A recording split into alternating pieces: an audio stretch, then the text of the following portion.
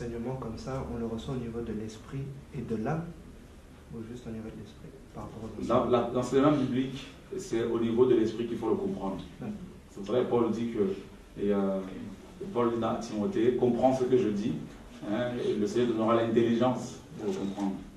Donc, maintenant, beaucoup de gens reçoivent les enseignements au niveau de l'âme, c'est-à-dire au niveau de la chair, et ils ne le comprennent pas. Il faut d'abord le recevoir au niveau de l'esprit, ensuite ça descend au niveau de l'âme, voilà, et le corps suit.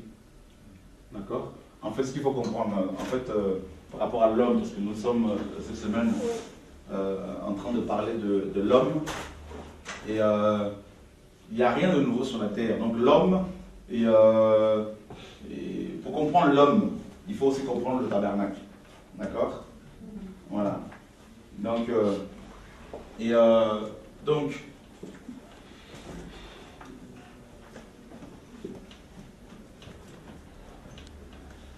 lieu très saint, lieu saint, le parvis.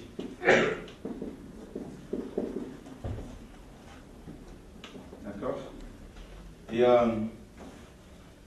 donc, hier on a parlé de. Je vais développer un peu vite fait là, c'est le tabernacle.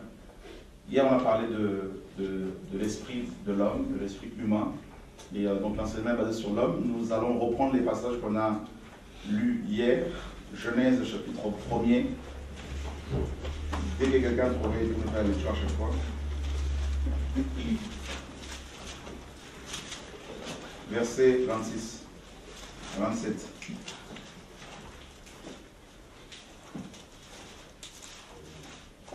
Puis Dieu dit, faisons l'homme à notre image, selon notre ressemblance, et qu'il domine sur les poissons de la mer, sur les oiseaux du ciel, sur le bétail, sur toute la terre, et sur tous les reptiles qui rampent sur la terre. Dieu créa l'homme à son image, il le créa à l'image de Dieu, il créa l'homme et la femme. D'accord. Donc on a vu que le verbe être créé ici c'est bara en hébreu. Bara a toujours, dans ce verbe implique toujours Dieu comme sujet principal. Et bara a été utilisé près de 49 fois dans les Écritures, notamment de Genèse à Malachie. Et Dieu, nous dit la parole, créa l'homme à son image. D'accord? Et nous savons que l'image de Dieu c'est Christ, selon Colossiens 1, 15. Et donc, on a appris que l'homme n'est pas du tout le produit de l'évolution, comme Satan a voulu le fait croire aux hommes. L'homme a été créé, n'est-ce pas, à partir de l'argile, à partir de la poussière. En fait, l'homme n'est rien.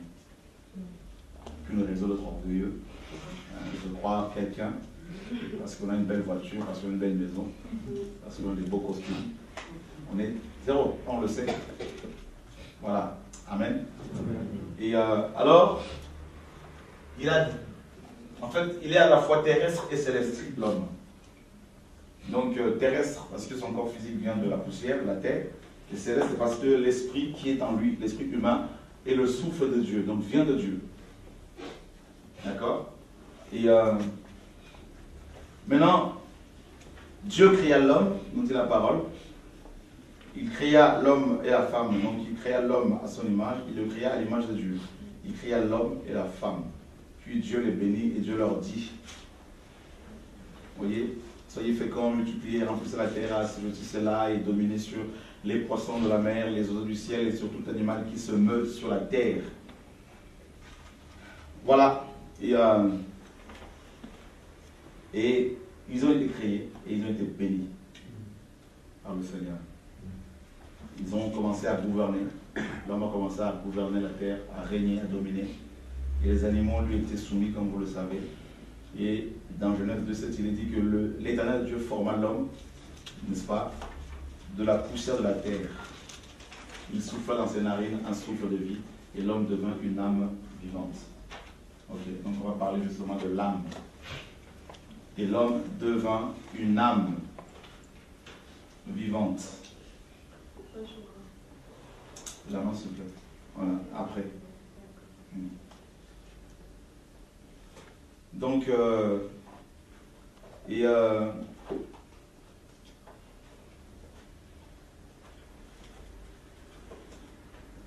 voilà. Je vais toujours lever la main parce que comme je ne prépare jamais mes enseignements à l'avance, donc si on me coupe là comme ça, là, parfois c'est pas évident. Voilà. Je perds parfois des onctions comme ça, là, ça. Merci. Merci Seigneur. Amen. Alors, l'Éternel forma, d'accord? Alors formé ici, et c'est Yatsar qui signifie formé par la souffrance, formé par la pression, d'accord? Yatsar, c'est formé par la pression, par le feu. Vous savez, c'est le même verbe qu'on utilise également, qui est utilisé dans la Bible pour parler de la formation des pierres vivantes, des pierres précieuses. N'est-ce pas? Par la pression des eaux, par la pression de la chaleur sous terre. D'accord? Et c'est formé par la pression. Et c'est comme ça que vous verrez que le Seigneur forme ses serviteurs. Hein, il t'appelle et te soumet à une pression terrible, aux critiques, à la moquerie, voilà, à la croix. Donc c'est par la pression. Et c'est comme ça que il a formé également son fils. Il faut vous rappeler quand le Seigneur s'est retrouvé dans le jardin de Gethsémane. Gethsémane signifie quoi? Pressoir à huile. Vous voyez? Donc c'est comme ça que le Seigneur... Il n'y a pas de hasard. Hein. Donc tout est bien dans la Bible, tout est bien calculé et bien pensé. Donc la formation par la pression. C'est vrai qu'il ne faut pas céder quand on est soumis à une pression, une forte pression, hein, une opposition de la part des pécheurs. C'est comme ça que le Seigneur brise la chair, brise l'âme. D'accord? Et donc, il a formé. Vous avez vu comment il a formé l'homme? Donc, je vais quand même m'attarder sur la formation avant de développer sur l'âme. Donc, le premier point ici, c'est l'argile. Hein. Ça, c'est le matériau. D'accord?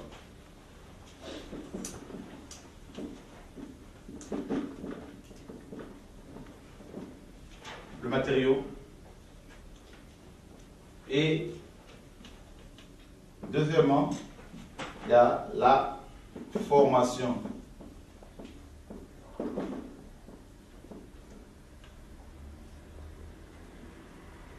D'accord? La formation, bien sûr, a pour but de transformer. C'est la transformation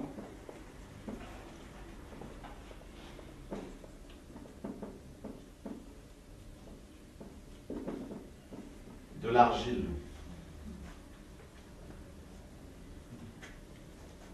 Et donc la formation a pour but de transformer la personne.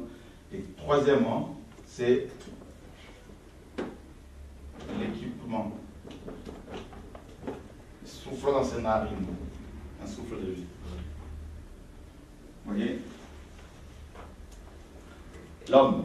Et c'est comme ça que le Seigneur nous forme. Donc, premièrement, il y a le matériau. D'accord? Le matériau, ici l'argile, parle de notre bassesse, hein, de notre état, n'est-ce pas? Voilà, on est incompétent, Dieu nous trouve dans un état piteux, il nous ramasse à la poubelle, d'accord? Et on est incapable d'accomplir quoi que ce soit, et notre âme est complètement brisée, malade, blessée, n'est-ce pas? Émiettée, donc le Seigneur nous trouve dans un état piteux. Et il, n'est-ce pas, il va devoir maintenant nous changer. Et si une personne s'estime être arrivée et être quelqu'un par rapport à sa famille, parce que sa famille est connue, parce qu'il y a de l'argent, parce que sa famille est riche, eh bien, le Seigneur va devoir le dépouiller d'abord pour l'amener, le ramener, l'amener à la dimension, au niveau de l'argile. Voilà, il va devoir descendre la personne. D'accord? C'est comme ça qu'il procède. Et toutes les personnes que le Seigneur a appelées, des gens comme Paul. Paul était un grand érudit. Paul était un érudit respecté. Il était zélé, il connaissait la loi de Moïse. C'était un savant. Et le Seigneur, qu'est-ce qu'il a fait? Eh bien, il devait l'utiliser. Il devait se servir de Paul. mais il ne pouvait pas l'utiliser avec son intelligence. Il l'a brisé d'abord. Il fallait qu'il se retrouve par terre, aveugle, n'est-ce pas? Et Moïse, c'est pareil. Dieu ne peut pas l'utiliser en tant que prince, avec son éloquence, avec sa rhétorique, parce qu'il était puissant en œuvre et en parole, nous dit Acte 7. Il était instruit dans toute la sagesse égyptienne. Il fallait qu'il soit brisé, qu'il oublie un peu sa dignité, sa position de prince. Et pendant 40 ans, Moïse va exercer la fonction d'un berger. Il va sentir voilà, voilà, mauvais, parce que bon, c'était un berger, hein, et voilà. Donc, et c'est là que le Seigneur l'a rencontré. Et après, on a vu son comportement, comment il a essayé de négocier avec le Seigneur pour ne pas répondre à l'appel en disant « Seigneur, je ne sais pas parler ». Voilà. Pourtant, 40 ans auparavant, Moïse parlait correctement.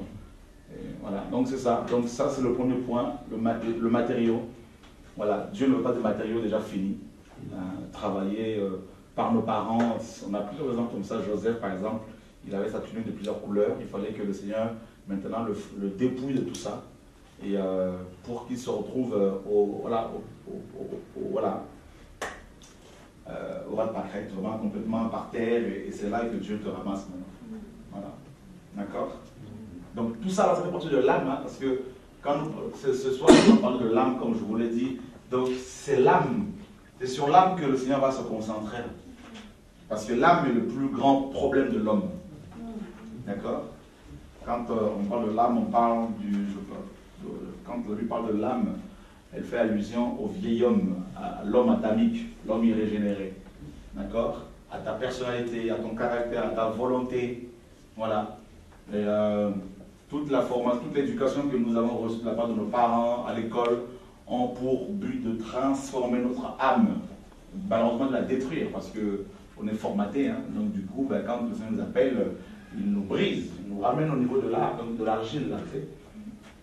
Voilà. Et c'est là que, une fois qu'on a réalisé qu'on n'est que de la poussière, qu'on n'est rien, quelles que soient les études faites, quel que soit le nom de nos parents, de la famille, eh ben c'est là que le Seigneur va commencer maintenant la formation ou la transformation de l'âme. Cette formation ne finira jamais. C'est jusqu'à la mort. Parce qu'il y a des étapes. D'accord?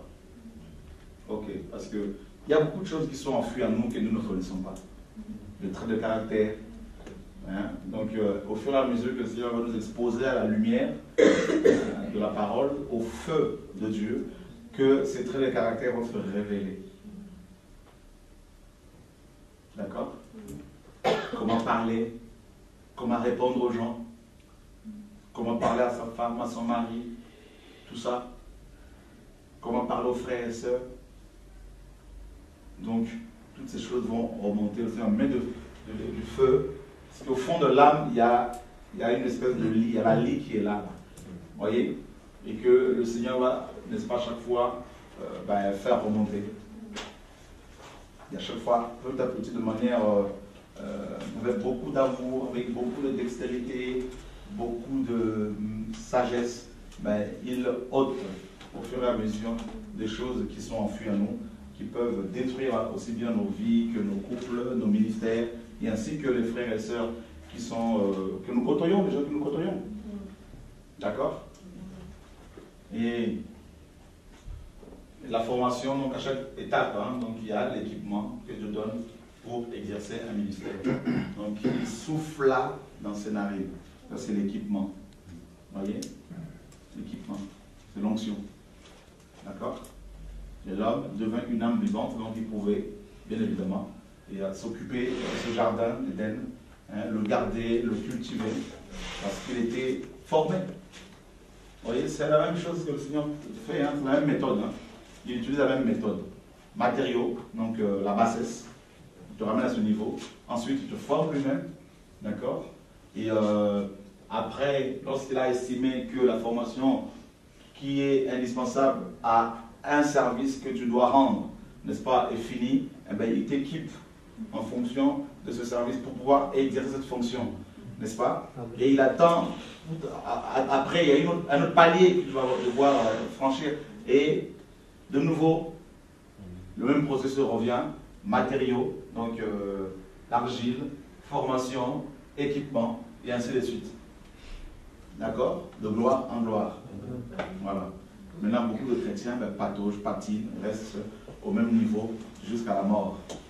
Parce qu'ils ne veulent pas laisser Dieu travailler leur âme. Le problème, c'est toujours l'âme. Ce n'est pas l'esprit humain, c'est toujours l'âme. D'accord?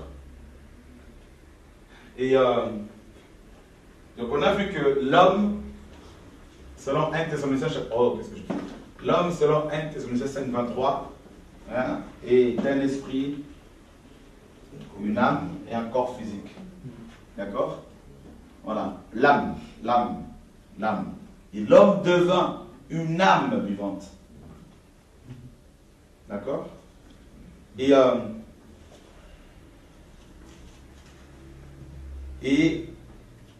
il est dit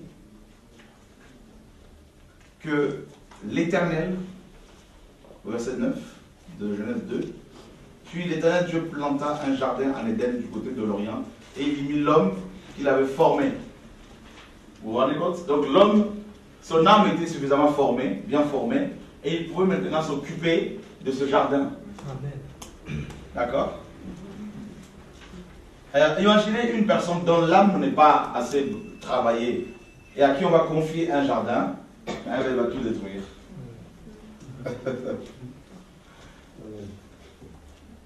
Et moi j'ai appris beaucoup de choses par rapport à ça. Avant j'ai fait beaucoup d'erreurs. J'ai reconnu beaucoup de gens rapidement au ministère parce que moi j'apprenais aussi. Alors que leur âme n'était pas travaillée correctement. Donc il y en a, ils sont tombés à la cupidité, d'autres à l'orgueil. Et je sais que même là, il y a beaucoup de... J'observe un peu, je me donne davantage dans ça pour pouvoir gérer les choses. Beaucoup de gens, je vois parfois leur comportement, qu'ils ont encore un problème au niveau de l'âme. Plein de problèmes au niveau de l'âme par rapport à d'autres. On peut percevoir facilement l'orgueil, il peut facilement rentrer. Donc il faut des cadres pour ne pas justement qu'il... après ça pète. Je le vois facilement. Amen. Amen. Parce que je peux vous assurer, si l'âme n'est pas travaillée et que vous avez la gestion d'un jardin dans lequel il y a toutes sortes d'arbres, le manguier, l'oranger, tout ça, le rocatier, eh bien vous allez devenir tellement orgueilleux que vous allez vous servir de tous ces arbres-là pour faire n'importe quoi, pour vendre les fruits, pour vous enrichir, pour vous empiffrer, eh bien là c'est fini, là vous allez tout casser, tout renverser.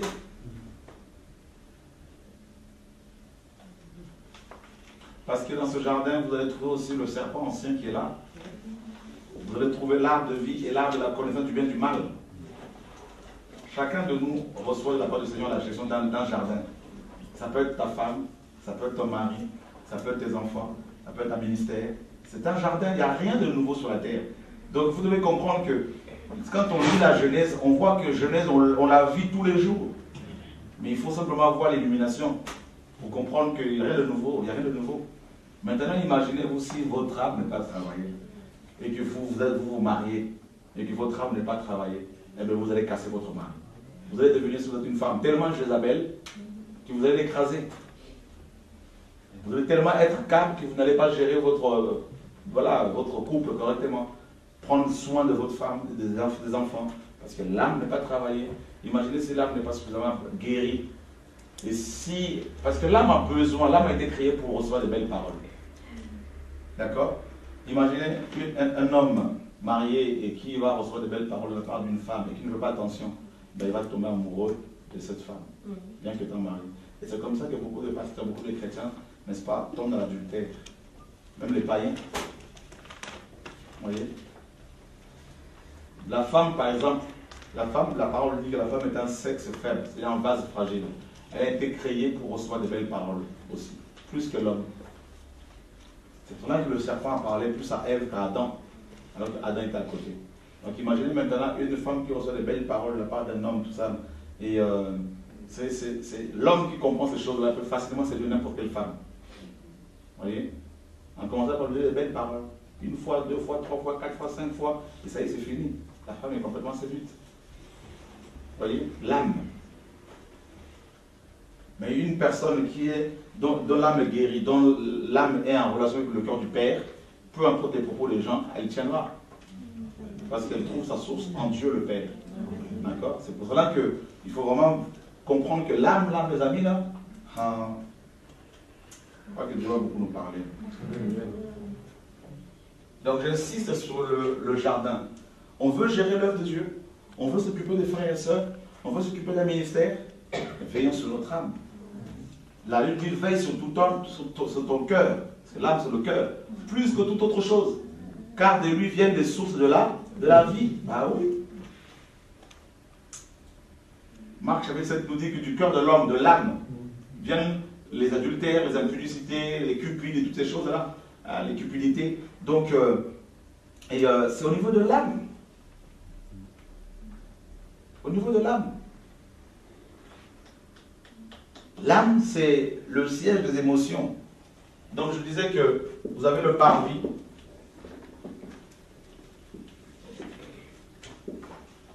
Lieu très saint, lieu saint. Donc, le parvis, bien sûr, c'est le corps. On en parlera cette semaine encore. Le lieu saint, bien sûr, c'est l'âme. Et là, c'est l'esprit. Le lieu très saint, c'est l'esprit. Là, il y a l'arche, la gloire de Dieu. L'esprit de Dieu. D'accord? Yeshua, la gloire de Dieu. Là, vous avez l'âme.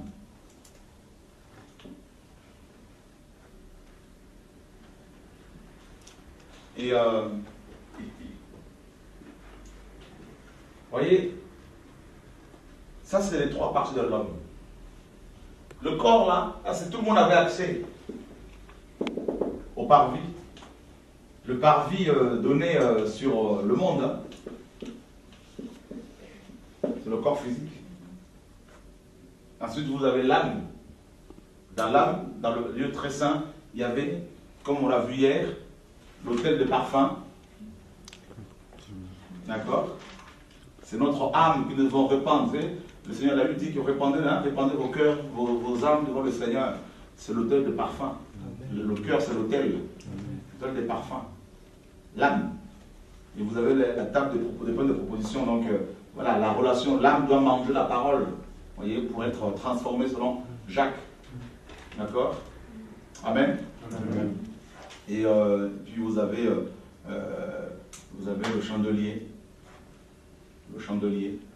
La lumière qui doit éclairer nos âmes. Vous voyez? Illuminer nos cœurs. Qui illumine les yeux de votre cœur. Le chandelier. D'accord? Est-ce que vous avez compris l'enseignement? Vous comprenez un peu les choses? Est-ce qu'il y a notre premier lire Éphésiens chapitre 1, verset 18? Donc vous avez bien compris, le lieu saint, c'est vraiment l'âme. Hein, avec les ustensiles qui étaient dedans. Donc ces ustensiles ont un rapport avec l'âme. Ouais. Il illumine les yeux de votre cœur pour que vous sachiez quelle est l'espérance qui s'attache à son appel, quelle est la richesse de la gloire de son héritage qui réserve au sein. Ok. Les yeux de votre cœur. Donc c'est le chandelier qui éclaire de face. Hein? Donc qui peut nous éclairer. C'est Christ la lumière. D'accord? Et il éclaire nos yeux. Donc notre âme. Et maintenant, mes amis, vous avez vu comment l'âme et l'esprit sont protégés par le parvis. Hein? Et alors, ça va être bien aussi quand on va parler sur le corps physique. L'âme, nous sommes dans 1 Thessaloniciens chapitre 5.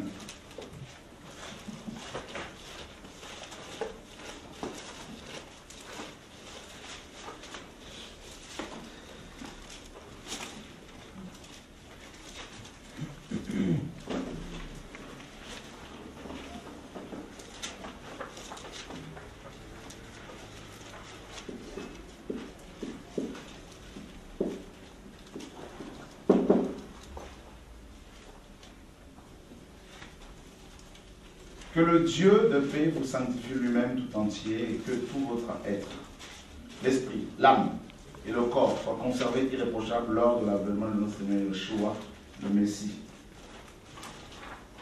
L'âme doit être conservée dans la pureté. L'âme, l'esprit également, mais là ce soir c'est l'âme dont il est question. L'âme, psyché, ou psyché en grec, et qui donne en français bien sûr souffle, et ou encore vie, la vie. Donc l'âme signifie vie. Nous allons lire Lévitique chapitre 17 verset 11 à 14, si quelqu'un peut nous le lire.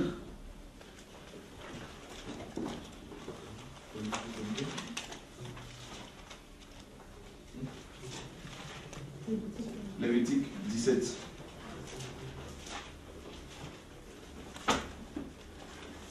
Car la vie de la chair est dans le sang, vous m'est donné sur l'autel, afin qu'il serve d'expiation pour vos âmes, car c'est par la vie que le sang fait l'expiation.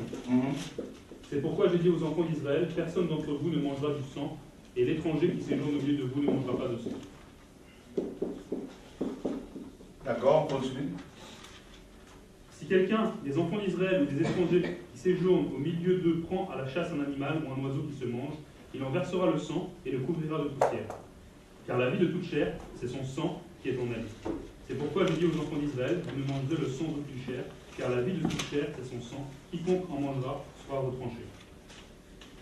Toute personne indigène ou étrangère qui mangera d'une bête morte ou déchirée lavera ses vêtements, se lavera dans l'eau et sera impure jusqu'au soir, puis elle sera pure. Si elle ne lave pas ses vêtements et ne lave pas son corps, elle portera la peine de sa faute. Pardon, excusez-moi, je me suis trompé ici. Touché. Voilà. Donc, la Bible dit dans Lévitique ici que la vie d'un homme, c'est son sang. Dans d'autres versions, on a dit l'âme de tout homme, c'est son sang. Donc l'âme, c'est le sang, et le sang, c'est la vie. D'accord? La vie. Donc il ne faut pas seulement voir le sang physique aussi, hein. Il y a le sang physique, il y a aussi le sang spirituel. Donc c'est la vie tout simplement. Donc avec l'âme, on peut maintenant, avec l'esprit, nous pouvons être conscients de la réalité ou des réalités spirituelles. Aussi bien le monde des anges du Seigneur, Dieu lui-même, que le monde satanique, les démons, Satan, tout ça. Mais avec l'âme, par contre, nous pouvons être en relation avec le monde qui nous entoure, le monde matériel, le monde physique. Alors imaginez maintenant si votre âme n'est pas guérie. Imaginez les troubles que vous allez causer autour de vous à chaque fois. D'accord? Imaginez un peu. Et c'est là que Satan met le doigt, là. C'est au niveau de l'âme, justement. D'accord? Regardez. Actes, chapitre 26. Actes, chapitre 17, pardon. Quelqu'un peut nous lire verset 26?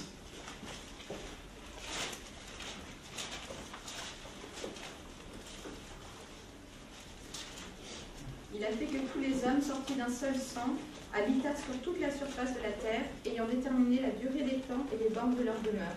Voilà, donc, il a fait que tous les hommes sortis d'un seul sang, littéralement âme. Donc imaginez maintenant que nous avons été contaminés par le sang pollué d'Adam et Ève. Donc quand on parle du sang ici, l'âme là, vous voyez aussi en même temps le sperme. D'accord? Dedans, vous avez les spermatozoïdes, vous avez l'ADN. Hein? D'accord? Nous avons l'ADN de nos mères et nos pères. Imaginez un peu, mes amis, l'héritage, maintenant, spirituel qu'il y a derrière. D'abord, les hommes, comme vous le savez, ont hérité, hein, n'est-ce pas, du péché d'Adam et Ève. Donc la mort. Comme vous le savez, les bébés naissent innocents, mais pécheurs. Ils naissent pécheurs, bien qu'étant innocents, mais ils sont pécheurs parce qu'ils ont l'héritage adamique. On le sait.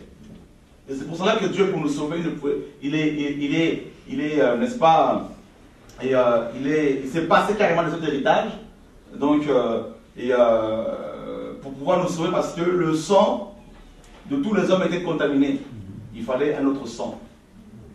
D'accord? Alors imaginez que notre père Adam nous a transmis, nous a légué, n'est-ce pas, la mort, la malédiction.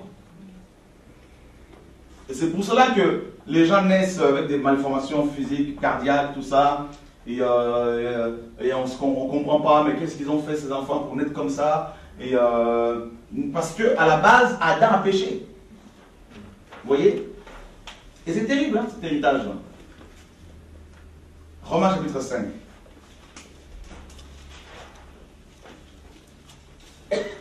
Verset 12.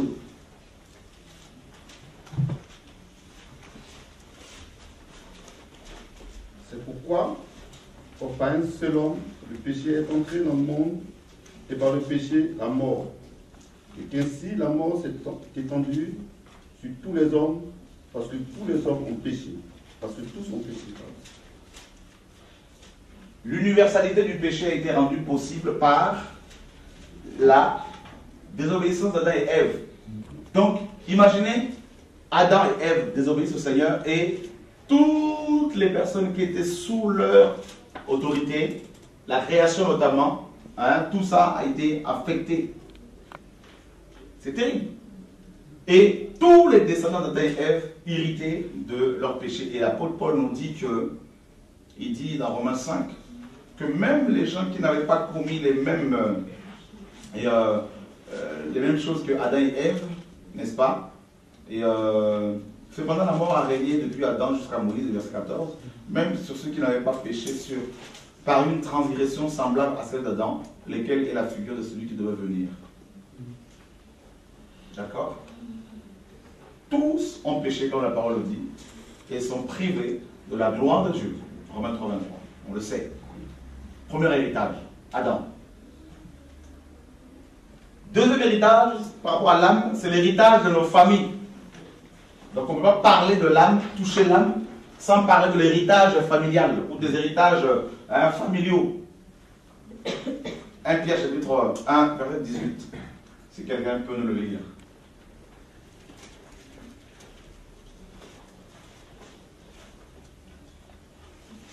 Vous savez que ce n'est pas par des choses périssables, par de l'argent ou de l'or, que vous avez été rachetés de la vaine manière de vivre que vous aviez hérité de vos pères. Donc là, heureusement que même dans le grec, Pierre parle au passé, il parle aux chrétiens qui ont été rachetés de cet héritage, libérés de cet héritage. Mais malheureusement, beaucoup de chrétiens sont encore dans cet héritage parce qu'ils n'ont pas véritablement expérimenté la conversion, ou d'autres encore ne laissent pas Dieu travailler leur cœur. La vaine manière de vivre que vous aviez hérité de vos parents. Donc ça veut dire quoi? Vous devez savoir que derrière chaque nation, il y a des entités spirituelles. Vous allez retrouver, il y a des péchés qui sont spécifiques à des pays, à des villes, à des familles. Par exemple, en Afrique, au Congo, il y a 400, à peu près 60 ethnies en RDC. 460 ethnies. Alors, vous prenez l'ethnie de Luba, c'est une ethnie où il y a beaucoup d'intellectuels, ils font beaucoup d'études, donc du coup, ils sont pour la plupart très orgueilleux. Vous voyez? Et très souvent, ils ont tendance à faire des coups d'État, des putsch. Aussi bien dans la politique que dans les églises. Et la tribu de Congo, c'est une tribu où il y a beaucoup d'économes, mais en fait, ils sont peintres. D'accord? Donc, un Congo peut avoir des millions en euros, en dollars, et dormir dans une bicoque et par terre. Tout ça parce qu'il faut qu'il économise. D'accord? Donc très souvent quand un Congo meurt, on va trouver dans sa maison beaucoup d'argent caché par-ci, par-là, tout ça. Donc ils sont très avares. Donc imaginez maintenant, moi je connais beaucoup de Luba, beaucoup de Congo, et qui ne sont pas délivrés de ces choses. Et je vous assure, j'en parle en connaissance de cause. Alors, imaginez, vous avez chez les Camerounais une tribu qu'on appelle les Bamileke, une tribu des commerçants, donc il y a aussi beaucoup d'orgueil. Imaginez ces personnes qui viennent à Christ, si leurs âmes ne sont pas délivrées, eh bien, ces personnes vont continuer dans ces héritages familiaux et vont se servir de la Bible pour devenir des commerçants. D'accord? Et vous avez, par exemple, les Ivoiriens, vous avez la tribu, par exemple, des Bété, ce sont des guerriers, par exemple, et il y a beaucoup de violence chez eux. Et donc, ces personnes, quand elles viennent au Seigneur, si elles ne sont pas délivrées au niveau de l'âme, les démons les chassent. Mais la délivrance de l'âme, c'est le caractère. Donc, ce n'est pas toujours facile. Parce qu'il faut du temps. D'accord? Si ces personnes ne sont pas délivrées, elles peuvent être, elles sont souvent donc les Bété. Et elles ont un caractère acariâtre, très irascible et très impulsif. Donc facilement ils peuvent réagir, même les loupards aussi, hein, donc violemment et verbalement et jusqu'à en venir aux mains. Et c'est là de ne pas travailler, c'est terrible. Vous avez chez les Européens, par exemple en France, et vous allez trouver que, par exemple, c'est très significatif, je pense que beaucoup de gens ne le savent pas. Vous allez dans les mairies, vous allez voir le buste de Marianne, le buste, donc, voyez, donc ça veut dire tout simplement que, voilà, c'est la femme qui gère, c'est une entité féminine qui gère la France. D'accord? Déjà l'Europe, à la base, l'Europa, c'est la fille d'un Dieu. Hein? Donc, c'est la femme. Voyez? Et donc, une femme européenne qui appelle au ministère, si elle n'est pas délivrée au niveau de l'âme, aura tendance à imposer sa loi, à gérer, à commander. D'où le mouvement de féministes et tout ça. C'est la libération de la femme, l'avortement, l'IVG, tout, c'est mon corps, j'en fais ce que je veux. Vous voyez, c'est terrible. Et c'est très important, hein, ce que je vous dis, frère. L'âme, là, il faut qu'on veille, hein, parce que elle peut nous entraîner en enfer. Au niveau de l'esprit, on est régénéré. L'esprit reçoit les dons de l'esprit, mais ce n'est pas parce que tu prophétises que tu as des visions que ton âme est travaillée. Ce sont des dons, des faveurs imméritées. Voilà.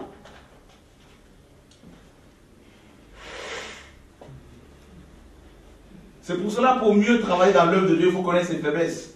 Et les faiblesses de sa tribu, les faiblesses de son pays, les faiblesses de ta chair, de ton âme, les choses dans lesquelles tu peux tomber facilement, pour prendre des mesures adéquates.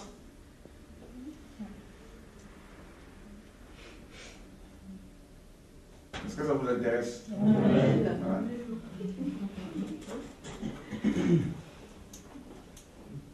Donc, il y a l'héritage. Donc, l'héritage adamique, premièrement.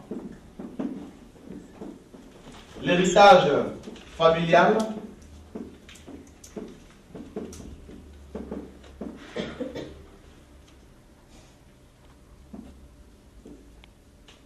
L'héritage donc tribal d'abord.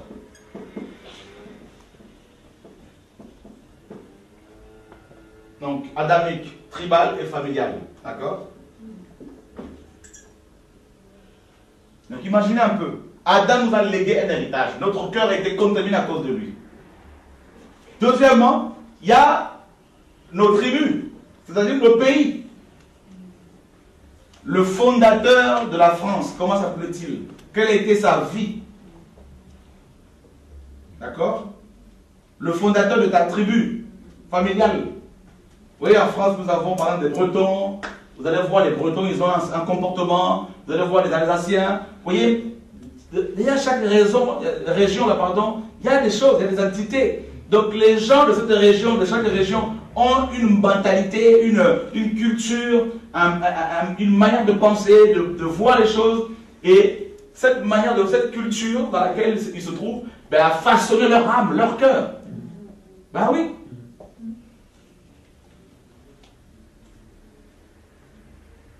Et Dieu va devoir travailler ça. Par exemple, en Europe, vous allez voir aussi le raisonnement. Cet héritage-là, qui est lourd là, donc du coup, ben, quand on arrive dans la vie chrétienne, eh ben, Dieu va devoir travailler tout ça et ce n'est pas toujours évident de laisser le Seigneur faire le travail. C'est toujours l'âme. Parce que l'âme, c'est le sang c'est la vie. Donc c'est la vie dans laquelle tu vis, tu es. C'est ton environnement. Quand on parle de l'âme, la vie, c'est la culture, les coutumes, les traditions. Vous voyez? L'éducation. C'est ça la vie. La vie, c'est quoi? La vie, c'est l'être et le mouvement. La vie, c'est un ensemble des codes, vous voyez, auxquels nous sommes soumis. Des règles auxquelles nous sommes soumis. N'est-ce pas? Donc, et c'est ça la vie. Ce n'est pas seulement le fait de respirer, de parler, mais c'est un ensemble de choses. À quelle heure nous mangeons, comment les gens s'habillent, la culture. Voilà. Vous allez, par exemple, voir en Europe, les gens ont cette culture de s'habiller légèrement parfois. Et voilà, donc c'est pas un problème de se trouver pratiquement nu à la piscine, tout ça. Donc, vous voyez, c'est la vie qu'on trouve en Europe. Donc, quand on arrive dans le Seigneur, maintenant, on apprend que le corps de la femme ne lui appartient pas, mais il appartient à son mari, et inversement. Maintenant, allez dire à ces hommes, ces chrétiens, qu'ils ne peuvent pas se dénuder, tout ça, aller à la piscine, et pour se mettre en maillot de bain devant tout le monde, pour que tout le monde voit leur corps. Mais c'est tout un débat. Pourquoi? C'est l'âme qui est formatée comme ça. Et quand tu amènes la vérité, il y a beaucoup de raisonnements. Allez dire à un Africain qui est né dans une culture où la notion de temps n'existe pas, et la ponctualité n'existe pas, allez lui dire qu'il faut qu'il soit à l'heure quand il a un rendez-vous. Même s'il est pasteur, vous allez voir qu'il va vous dire j'arrive à midi, mais en fait, attendez-vous à le voir à 14h. Vous voyez? Dans une culture, il n'y a pas d'organisation. Et c'est ça que nous sommes. C'est ça notre vie. L'âme, c'est nous. Maintenant, l'évangile doit changer tout ça pour nous amener dans une autre culture, nous inculquer une autre culture. Et là, c'est là que ça coince. Bah oui, parce qu'on est tellement cassé, l'âme est tellement blessée, brisée. Ben, on ne veut pas laisser Dieu travailler nos cœurs, nos âmes. D'accord? C'est pour ça que vous avez des chrétiens qui sont dans les églises depuis 30 ans, ils sont toujours inchangés, ils sont toujours là en train de se blesser facilement, moindre bobo, ils pleurent, ils ne sont pas guéris, il y a un problème, c'est un problème. Maintenant, pour parer à ce problème, au problème de l'âme, Satan a proposé quoi? La psychanalyse avec Freud, c'est allemand, tout ça, la psychologie, la psychiatrie, vous voyez, c'est pour soigner l'âme. Ben oui, toutes ces sciences complètement, excusez-moi du terme, bidon, complètement démoniaque. Hein, donc, et puis les gens viennent papoter. Alors, au lieu de parler au Créateur, ils vont venir nous transformer en des dieux. C'est ça la psychanalyse, la psychiatrie. Tout ça. Ça va, je vais doucement. L'homme devient Dieu. À qui on va exposer ses problèmes? C'est pas moi, je ne suis pas ton Dieu. Va exposer ton problème à ton Créateur parce que c'est lui qui peut soigner ton âme. Amen. Voilà. D'accord? Bon, notez vos questions, la prochaine fois les poser. Je sais que. Laissez-moi finir d'abord. Merci Seigneur, ça va? Hein? Dieu va nous parler. Amen.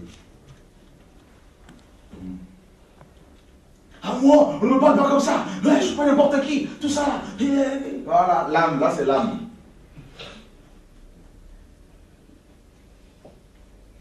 Moi, je ne me mettrai jamais avec un noir, jamais avec une blanche, jamais avec un Congolais. Là c'est l'âme qui parle. L'âme, c'est la volonté. Ça, c'est ta volonté. 10 ans de conversion, mais ta volonté, elle est toujours là, présente.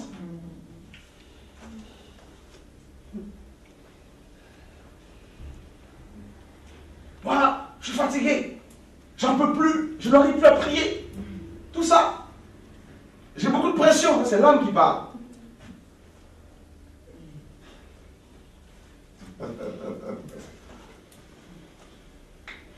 Dieu, je ne te comprends plus. Je souffre à cause de toi. Là, c'est l'âme.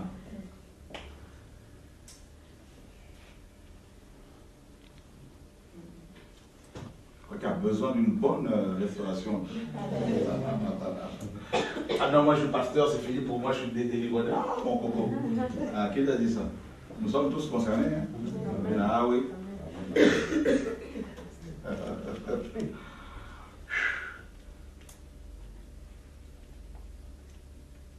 Alors, vous voyez, quand l'âme est comme ça, quand l'âme est blessée, l'esprit veut aller de l'avant. L'âme dit non. L'esprit a des désirs contraires à ceux de l'esprit, à ceux de la chair. Mais la chair ici, ce n'est pas la chair physique, c'est l'âme. C'est un terme que Paul utilise pour parler de l'âme. La vie charnelle, c'est l'âme. Car les désirs de la chair sont évidents. Ce sont les débauches, les impuretés, les sectes, les rivalités. Ça, ce sont les désirs, les œuvres de la chair, n'est-ce pas? Eh bien, ce n'est pas la chair physique là. C'est l'âme. Car Marc 7 nous dit que toutes ces œuvres-là viennent du cœur. Donc c'est l'âme. Parce que le corps physique ne fait que suivre. C'est qu'une enveloppe. Il n'a pas son mot à dire. Quand tu te dis, par exemple, aujourd'hui, je m'habille en rouge. Ça, ce n'est pas le corps qui a décidé, c'est l'âme qui commande. C'est ta volonté. Ben oui. Tu te dis, aujourd'hui, je vais mettre un produit pour éclaircir ma peau ou pour bronzer. La chair ne fait que, c'est une enveloppe. Ça, c'est pas toi, véritablement, c'est ton âme et ton esprit. Et ton corps physique ne fait que exécuter, suivre. C'est tout. D'accord?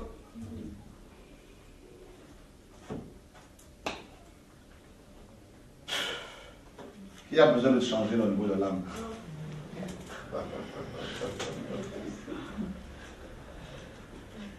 Alors, on veut changer son cœur parce qu'on peut se dire cette fois-ci, je ne veux plus parler comme ça, je ne veux plus me comporter comme ça. Mais tu te rends compte que le lendemain, la rebelote, ça recommence.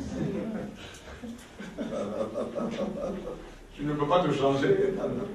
Et parfois, tu as honte, tu te caches, Seigneur, oh, je pleure, Seigneur, pardonne-moi.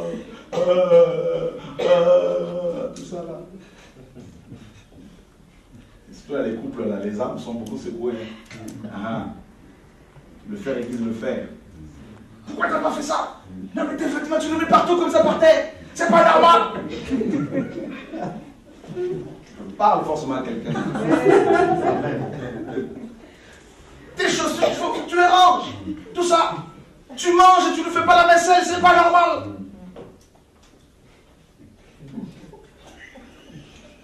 Tu dépenses n'importe comment l'argent. Tout ça. On n'est même pas encore arrivé à la fin du mois, il n'y a plus rien. Tu veux envoyer de l'argent à tes parents, mais parle-en moi, il faut m'en parler. Ton père, tu laisses la société, mais c'est n'importe comment. C'est l'âme, c'est le feu.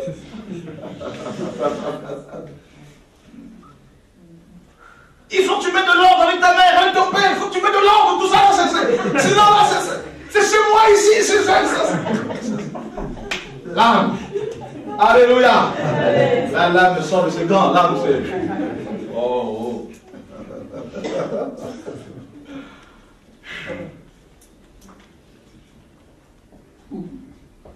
On a beaucoup de choses à changer. On veut se donner l'impression d'être des grands esprits là de...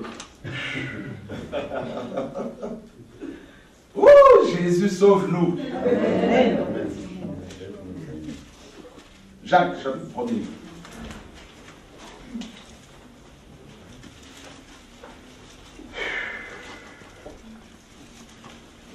Versets 19 à 21. Sachez-le, mes frères bien-aimés, ainsi que tout homme soit prompt à écouter, lent à parler, lent à se mettre en colère, car la colère de l'homme n'accomplit pas la justice de Dieu. C'est pourquoi, rejetant toute souillure et tout débordement de méchanceté, recevez avec douceur la parole qui a été plantée en vous et qui peut sauver vos âmes. Ok, donc l'âme égale la vie, donc la vie matérielle, hein, comme toutes les choses qui concernent la vie, d'accord? L'âme égale les sentiments. Dans l'âme, il y a les sentiments. Donc, bien sûr, il y a toutes sortes de sentiments, hein, la colère, la haine, n'est-ce pas? Et tout ça. Et Jacques, ici, nous dit que sachez-le, mes frères bien-aimés, ainsi que tout homme soit prompt à écouter, lent à parler, lent à se mettre en colère. Et on a du mal à se maîtriser. Nous avons du mal à nous maîtriser parfois. Moi, j'avais beaucoup de problèmes par rapport à l'âme. Ah ouais. Je pouvais m'emporter facilement. Et mes gars me connaissaient. Facile. Le numéro 4 tour. Ah ouais. Impulsif. Et il fallait que le Seigneur travaille. Vous voyez, nous avons 2 oreilles et une bouche. C'est pour écouter doublement avant de parler.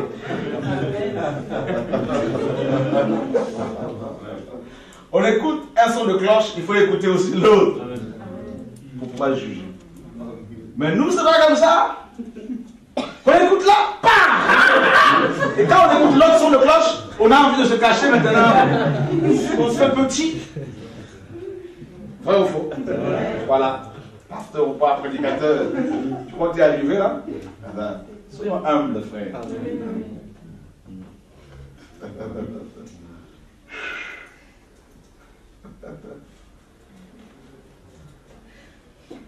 Voyez, nous avons 2 jambes, mais il faut suivre un seul chemin. La jambe gauche va à la gauche, à droite, non, il faut qu'il y ait l'équilibre. Ah oui, frère, il n'y a pas de hasard, hein? Dieu fait bien les choses, mes amis. Regardez les chiens, 4 pattes. Hein. Mais ça suit un seul chemin. Bien comme il faut. Maintenant, c'est chaque patte demande d'aller dans sa direction. Division. Voilà. 4 morceaux. Mais c'est comme ça que nous sommes frères. Ça, c'est l'âme. Dis à ton voisin, c'est l'âme.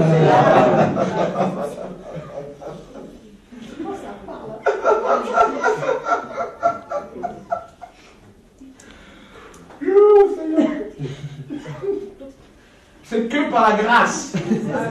Ah oui, frère, il faut qu'on soit humble. Non. On veut croire que parce qu'on a plusieurs assemblées qu'on est arrivé, hein, et c'est pour ça que Paul dit que celui qui est debout prenne garde de ne pas tomber. Parce que après, quand si ton âme n'est pas soignée, là, vous voyez, car la colère de l'homme n'accomplit pas la justice de Dieu. Ah oui. Ah, moi, je suis un prédicateur, je suis un ancien, je suis un pasteur, il faut que tu veux, frère. Oula, l'âme, regarde-moi l'âme qui parle comme ça. C'est plus l'esprit. L'esprit est étouffé, écrasé. Et c'est l'âme maintenant qui a pris du volume. Moi, dans le monde, on ne me parlait pas comme ça. Mais t'es plus dans le monde, mon ami là. C'est pas la cité, l'œuvre de Dieu là, c'est fini.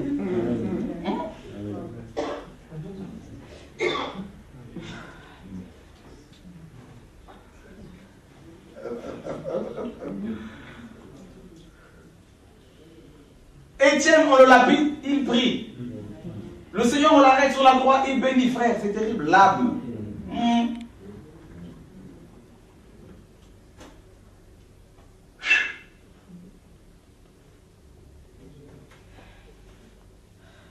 Mes amis, je vous dis un secret. Hein. L'âme, c'est le caractère. Voyez? Ah oui. La plupart des ministères échouent à cause du caractère. Vous avez la vision, vous avez l'appel, vous avez la vision, vous avez l'onction, vous avez, n'est-ce pas, les moyens financiers, les ressources financières et matérielles que le Seigneur vous donne. Et ensuite, quand Dieu te donne une vision, il t'appelle, il te donne une vision, il te pointe, il te donne un message. Hein, par la suite, c'est le caractère. Il doit changer notre caractère, travailler notre âme. Beaucoup de gens échouent. Vous avez vu Samson? Samson avait un grand appel, une grande autorité, une grande vision. Mais il avait un problème au niveau de l'âme. Au niveau du caractère. Il aimait trop les femmes.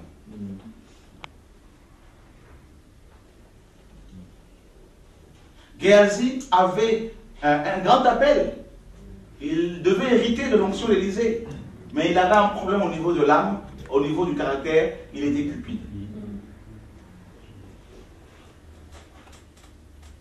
Moïse avait un grand appel, une grande vision qu'il avait sous la part du Seigneur, mais il avait un problème, il était coléreux. Il n'est pas rentré en Canaan. Il a frappé à 2 reprises le rocher à cause de la pression du peuple. Faites attention. Quand vous êtes sous la pression, là, quand vous servez le Seigneur, vous êtes sous la pression, faites attention aux paroles qui sortent de votre bouche. Oh, j'arrête le ministère. Oh, je veux remettre les clés à Chora pour ceux qui... Vous ne vous rendez même pas compte. Un homme qui a reçu l'onction, qui dirige les âmes, qui est soumis à Dieu, ne peut plus s'exprimer n'importe comment. Parce que par tes paroles, tu seras jugé et par tes paroles, tu seras justifié. C'est que Dieu peut te tuer. Tes paroles te condamnent. Il arrête ton ministère. Il te disqualifie, c'est fini. C'est pas notre copain, hein? Ah non. Ah non, frère. Attention. La crainte doit être dans nos cœurs. C'est pourquoi, rejetant toute souillure et tout débordement de méchanceté, vous voyez toujours l'âme, souillure, débordement de méchanceté, vous voyez les sentiments, recevez avec douceur la parole qui a été plantée en vous et qui peut sauver vos âmes. Pourtant, au chapitre 1er, verset 2, Jacques dit, mes frères, donc il parle à ses frères, il parle aux croyants, vous voyez, Jacques, serviteur de Dieu et du Seigneur Yeshua, aux 12 tribus qui sont dans la dispersion, salut. Il parle aux croyants, mais il leur dit, recevez avec douceur la parole qui a été plantée en vous et qui peut sauver vos âmes. Attends, leurs âmes n'étaient pas totalement délivrées. Sauver, c'était délivré.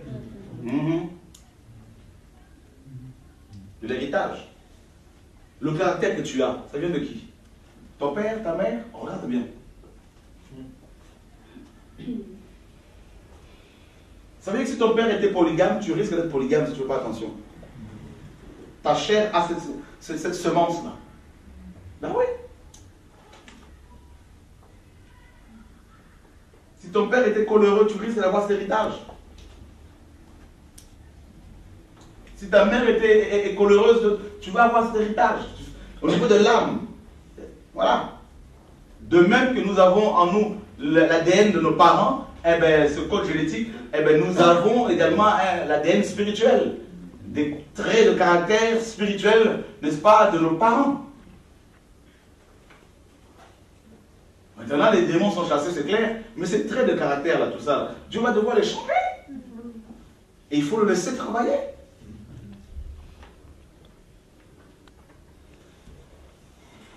Et ça fait mal, parce que c'est l'âme, c'est la vie, c'est notre vie qui est touchée. Et c'est pour cela que Dieu dit, donne-moi ta vie. Ah oui. Donne-moi ta vie, donne-moi ton âme. Cette partie sensible de ta personne. Une personne à qui on a toujours dit, tu es mauvaise, tu es méchante, tu n'es pas belle, toute sa vie, cette personne a grandi avec ce rejet. Eh bien, si elle se convertit, elle est délivrée des démons. Mais souvent, cette personne a besoin de recevoir l'enseignement de la parole, d'où la nécessité d'être enseigné par les gens, ou par Dieu aussi.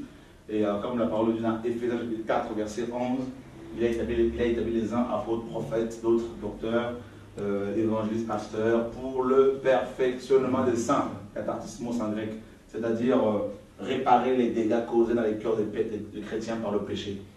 Les gens se convertissent, mais leur cœur, ils sont sauvés, mais leur cœur, leurs âmes sont blessées encore, sont blessées.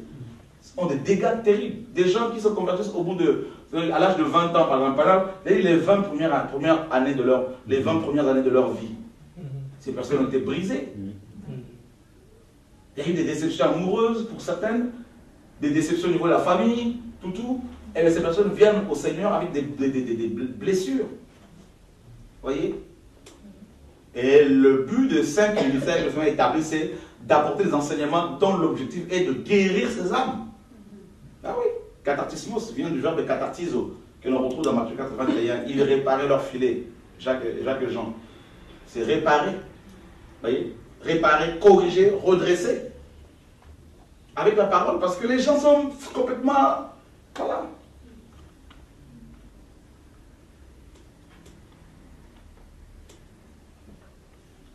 Vous allez voir la plupart des jeunes qu'on a connus ici, qui étaient issus des cités, regardez comment beaucoup ont fini.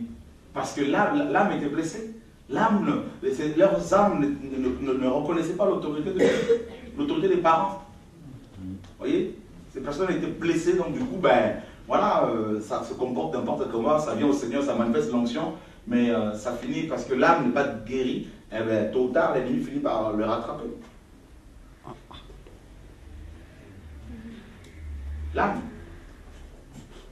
Maintenant, une personne comme ça, une personne qui a été blessée, une personne à qui on a toujours dit t'es pas belle, t'es pas beau, t'es pas ceci, t'es pas cela, Et cette personne a grandi dans cette atmosphère, a vécu le rejet. Imaginez cette personne, si elle n'est pas guérie au niveau de l'âme et qu'on lui confie une responsabilité, une charge au niveau de l'œuvre, et cette personne peut s'en servir maintenant pour se venger, sans qu'elle ne s'en aperçoive. Sans qu'elle s'en aperçoive. Donc elle peut s'en servir pour se venger, pour se prévaloir, n'est-ce pas, pour dominer, écraser les autres. Vous voyez? Ah oui. C'est pour cela qu'il faut beaucoup de prudence, beaucoup de sagesse. Comme la parole dit, nous devons nous soumettre les uns aux autres. Sinon, là, on fait n'importe quoi. Un homme qui a toujours eu des problèmes avec les femmes, qui ne se sentait pas dans le monde, qui n'était pas du tout capable d'aller avec des femmes, ou qui, n'est-ce pas, était timide. Cette personne, si elle commence à se convertir, elle commence à manifester l'onction au niveau de l'esprit humain, de son esprit, parce que Dieu le fait à la grâce. Imaginez maintenant ça commence une œuvre, et que des belles femmes commencent à venir. Et elle commence à se confier à lui, à cet homme. Ben, imaginez un peu. Ben, il peut se dire, waouh, quel pouvoir. Voilà. Je fais ça, les sœurs obéissent, j'appelle et puis elles viennent me voir pour des conseils. Et ben, cet homme va commencer à les manipuler et à coucher avec. Et c'est le cas de beaucoup de pasteurs. Comme cet homme qui a été qui avait une église de 500 personnes, qui a été avec plusieurs sœurs, dont des vies, les vies ont été brisées. Pourquoi? Parce qu'à la base, quand vous regardez bien, c'est qu'il y avait un rejet quelque part. Peut-être un rejet de la part de sa mère, de son père, ou une blessure sentimentale d'une femme dans le monde. Du coup, cet homme n'a pas pardonné. Et si il vient au Seigneur, il commence à diriger les femmes, ben, il va s'en servir.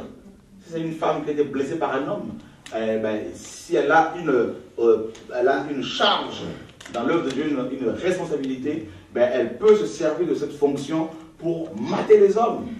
Regardez dans le monde, la plupart des femmes dans la police, comment elles peuvent être beaucoup plus dangereuses, méchantes que les hommes.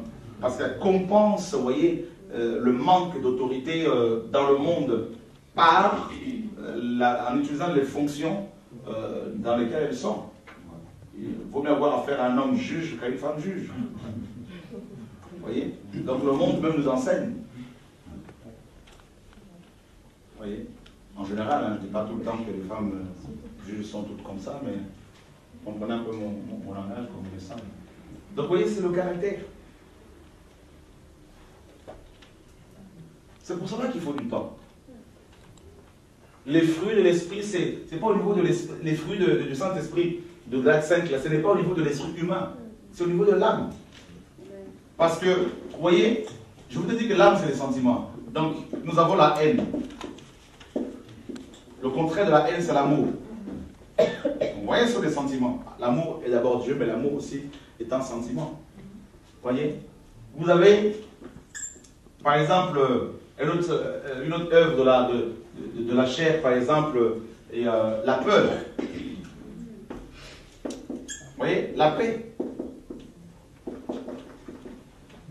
Donc, vous voyez que c'est au niveau de l'âme. Maintenant, planter un arbre. Est-ce que vous allez tout de suite avoir les fruits? Non. Eh bien, une personne qui se convertit peut manifester certains fruits tout de suite, mais elle doit grandir dedans. Vous comprenez? Donc, il faut du temps.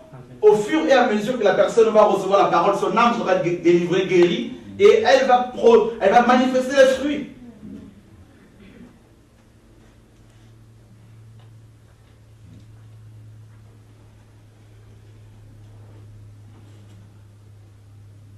Et c'est pour cela qu'il faut beaucoup d'humilité. Paul disait qu'on ne peut pas confier la gestion, le diaconat même, le diaconat, l'anciennat également, aux nouveaux convertis. Alors chez nous, les choses vont tellement vite que dans le passé, on a commis des erreurs pour pouvoir reconnaître les gens rapidement et on a vu les conséquences. On s'est basé plus sur leur don, sur leur vision, leur éloquence, mais on n'a pas fait attention au niveau de l'âme. On n'était pas bien préparé, bien enseigné. Enfin, on enseignait, mais il n'y avait pas encore la maturité. Mais avec le temps, on a observé un peu les conséquences, les comportements des uns des autres. On a compris une chose, c'est que l'âme, il faut du temps pour l'éprouver, pour la former, pour qu'elle porte des fruits. C'est pour cela, vous qui êtes à mission, vous qui commencez à prêcher ici et là, ne croyez pas parce que les gens tombent sur l'onction quand vous prêchez, qu'il y a des miracles que forcément que vous savez, vous êtes arrivé. Non. Non, frère. Moi, je regarde, c'est pour cela parfois les gens me disent, mais comment tu te caches comme ça? Parce que j'ai vu des gens que j'ai formés qui ne voulaient même plus écouter les conseils que je leur donnais. Il y en a qui le prenaient mal, alors je me suis retiré, je dis, ok, moi je prêche, maintenant débrouillez-vous. Parce que je ne veux plus de problème. Parce que je vois l'orgueil, je vois les gens, ils pensent qu'ils sont arrivés parce qu'ils sont partis à une mission à gauche, à droite. Parce qu'ils rassemblent, parce que les gens les appellent, les acclament. Ils se disent, ça y est, on est arrivé. Ils ne se rendent même pas compte qu'ils ne sont pas arrivés, ils sont loin d'avoir accompli quoi que ce soit. C'est l'âme qu'il faut changer. C'est l'âme. On peut avoir des grands miracles, on peut faire des grands miracles, les gens poussent, tout ça, ça loge, c'est bien. Les démons qui sont chassés, c'est bien tout ça. Là. Mais si l'âme n'est pas changée, le succès, tu ne vas pas rester dedans longtemps. Ça va te tuer. Parce que ce sont les belles paroles des hommes que l'ennemi va envoyer pour qu'ils te donnent des belles paroles. Ah, tu as non, je suis une femme de Dieu. Ah non, nous sommes bénis, nous sommes guéris. Tu pars en mission, les gens sont enseignés, tu commences à recevoir des belles paroles, les éloges. Ah, c'est bien, vraiment, nous avons été bénis. Mais ça te rend compte que ces paroles te tuent. Ça te gonfle. Et tu te crois incontournable, important, importante. Voilà, tu étais déjà mort. Tu es mort. Parce que les paroles des hommes, c'est comme du levain. Ça te gonfle, ça te fait lever. Bah oui. Comme une pâte, nous sommes des pâtes. Comme la parole le dit. Paul le dit dans 1 Corinthiens 5. Et Satan sait que nous sommes des pâtes. On verra ça demain par rapport à la chair, tout ça. Nous sommes la pâte.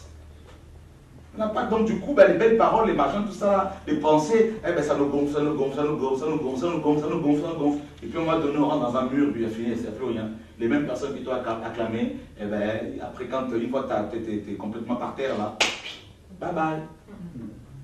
Bah oui.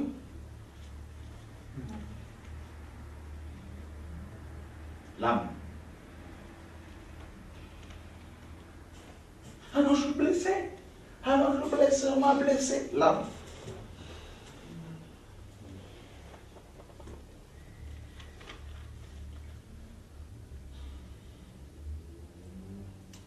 Qui a besoin de guérir? Alléluia. Frère, faisons attention. Moi, j'ai vu combien de fois l'ennemi a voulu me tuer au niveau de mon âme, avec des belles paroles. Les hommes. Ah, quelle onction. Ah, quel message. Ah, vraiment. Mais le Seigneur m'a fait grâce parce que je lui ai donné mon âme. Je lui ai dit, Seigneur, si tu vois que ça ne va pas là, un an avant, tu mens. Donc, on veille. Mais les belles paroles. Ça ne vient pas de loin des gens qui sont autour de toi, qui vont t'encenser, qui vont te glorifier, qui vont chanter pour te faire des éloges, des belles paroles. Ah oui. L'âme. Satan connaît notre âme. Il sait que l'âme humaine aime trop les belles paroles. Oui. Que l'âme humaine n'aime pas la contradiction. Elle est frustrée quand on la soumet à une contradiction. Voilà. S'irrite, s'excite.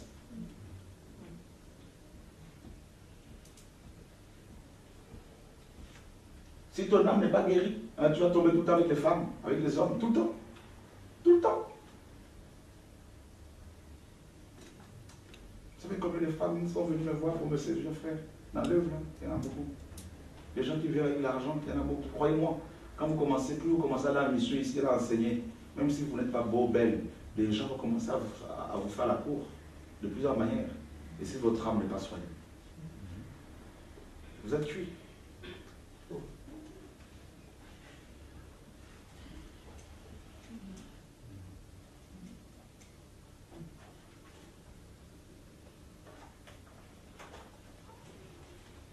C'est pour cela que Dieu prend Paul, après l'avoir mandaté, il le met en prison. D'abord à Césarée, pendant 2 ans, Paul était oublié. C'est pour travailler son âme. Paul ensuite l'amène à 2 reprises à Rome pour qu'il soit emprisonné. Le Seigneur l'amène là-bas à 2 reprises pour qu'il soit emprisonné. Mais voilà, pour préserver son âme. Voilà, oui. Vous croyez que Dieu, César était plus fort que Dieu? C'était dans son plan pour préserver son serviteur. Ah oui. Pourquoi pourquoi il permet autant de combats dans nos vies, que les gens fassent des vidéos contre nous, tout ça? C'est pour maintenir ton âme dans... C'est-à-dire, elle est blessée, c'est fait exprès pour que tu sois toujours dans l'humilité. C'est une écharpe. Ah oui, je blesse et je guéris, Dieu dit. Sinon, là, on va tous tellement enfler, là, ça va péter dans tous les sens. Ah oui, ça va exploser. Vous allez voir, mais j'ai vu des églises où les gens commencent à sortir les uns avec les autres. Hein. Ah bah bien sûr. Où des femmes, des pasteurs commençaient à aller ensemble. Il y a deux femmes comme ça qui sont venues me voir pour dire nous allons ensemble. La femme d'un apôtre avec la femme d'un évangéliste. Ouais. Vous voyez ce que ça donne? Dans une assemblée, quand les cœurs ne sont pas travaillés, là. Vous voyez, comme Esaü, il a vendu son droit d'aînesse à cause de la main, l'âme. Ah ouais, les émotions, les sentiments, l'amertume. Vous voyez, comme la parole le dit dans Hébreux 12, 15. Hein? Veillez à ce que personne ne se prive de la grâce de Dieu. Hein? À ce qu'aucune racine d'amertume, vous voyez, poussant de rejeton ne produise du trouble. Hein? Et que plusieurs soient infectés. C'est exactement ça. Quand il y a l'amertume, on va débuter des mensonges. On va dire des mensonges pour salir les gens, pour casser les gens. Ah oui, l'âme. Ah oui. Une personne amère, c'est une personne qui va débuter des mensonges, qui va débuter des paroles qui vont pour blesser, pour détruire, pour casser. L'âme. Ben oui, frère. Ben oui. C'est du poison, l'amertume. Voyez.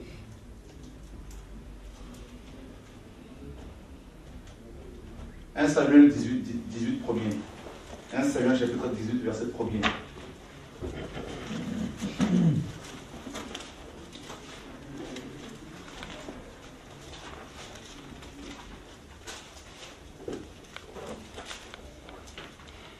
David avait achevé de parler à Saül, et dès lors l'âme de Jonathan fut attachée à l'âme de David. Et Jonathan l'aima comme son âme.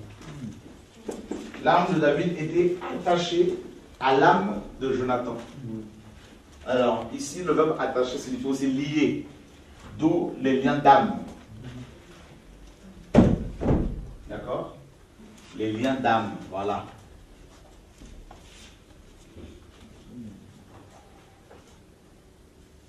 L'âme, il faut veiller, les liens d'âme, ça peut être tellement fort. Ah oui, mes amis.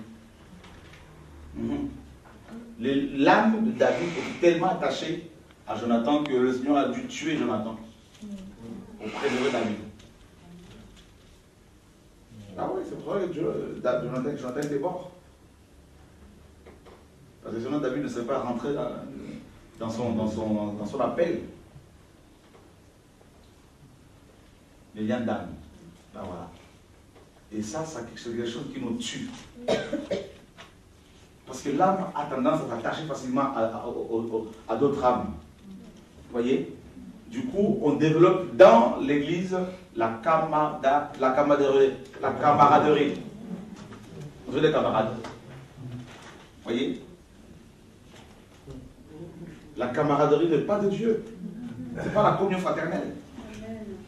Ça, c'est complètement charnel. On a vu des potes, des camarades. Ça traîne partout à gauche, à droite, ça critique les autres, ça rigole n'importe comment. On devient des camarades, des potes, tout ça là. C'est pas ça la communion fraternelle. C'est carrément charnel, c'est purement charnel. Vous voyez?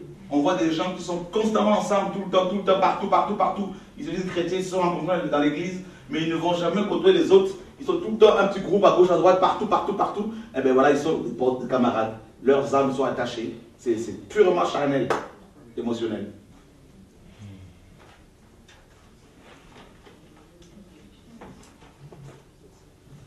C'est terrible, hein? Pourquoi? Parce que l'âme a besoin de s'attacher à quelqu'un. L'âme a besoin, au lieu de s'attacher à Dieu, l'âme a tendance à s'attacher aux copains, aux copines, aux hommes. Voilà. Donc du coup, un couple dont une femme dont l'âme est attachée à un homme, hein, une femme dont l'âme est attachée totalement à un homme, si l'homme maintenant rompt avec elle, la femme se suicide. Peut se suicider. Et inversement. Vous comprenez? L'âme, c'est terrible. Hein? Elle est trop sensible.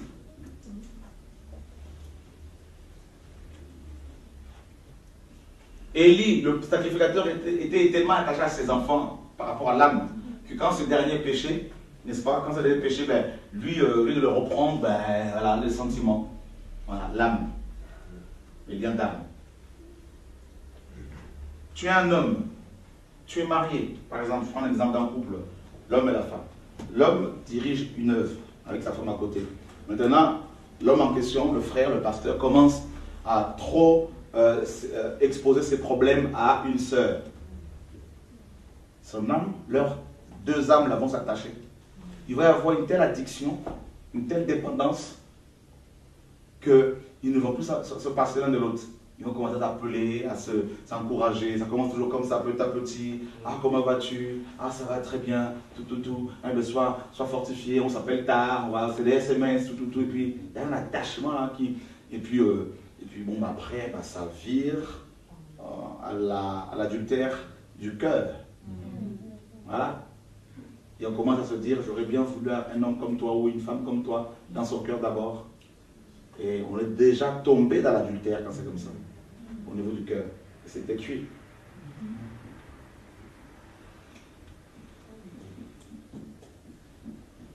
Est-ce que ça vous parle? Obéissez, hein?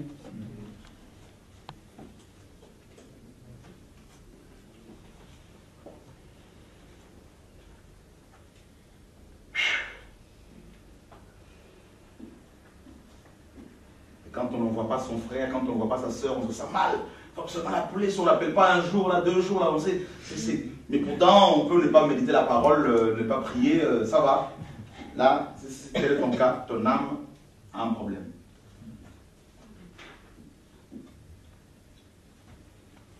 Qui a besoin de délivrer au niveau de l'âme? Alléluia. Amen. Quand le Seigneur a vu cet attachement, bah, il a enlevé Jonathan. Bah oui.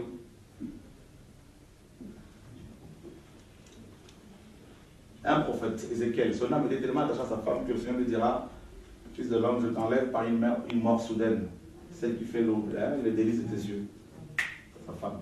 Et le Seigneur lui dit, ne pleure pas.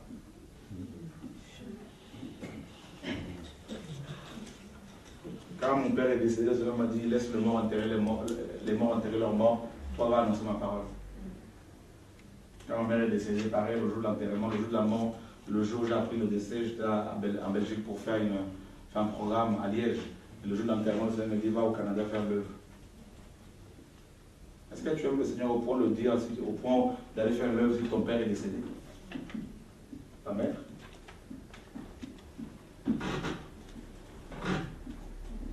Ou est-ce que tu vas te mettre à accuser le Seigneur, pleurant de toutes tes forces, oubliant que tu es chrétien?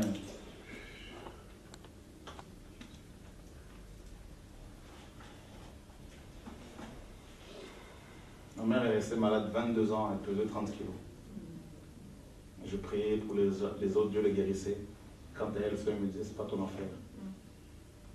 La semaine où elle est décédée, je sentais dans mon cœur, mercredi, il fallait que je l'appelle. Et je n'ai pas pu la voir, tout simplement parce qu'elle était très très mal. Et 2 jours après, un vendredi, elle est décédée. Et c'est ce même vendredi que je dois aller à Liège pour un séminaire. Ça me dit, vas-y. Il y avait près de 300 personnes qui m'attendaient là-bas. Je suis allé faire l'œuvre.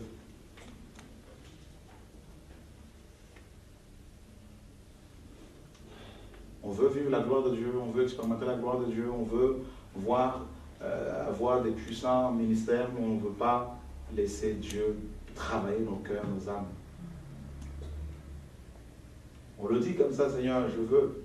Mais là, quand il nous soumet à une épreuve où nous devons justement manifester cette soumission, ben on ne s'applique pas.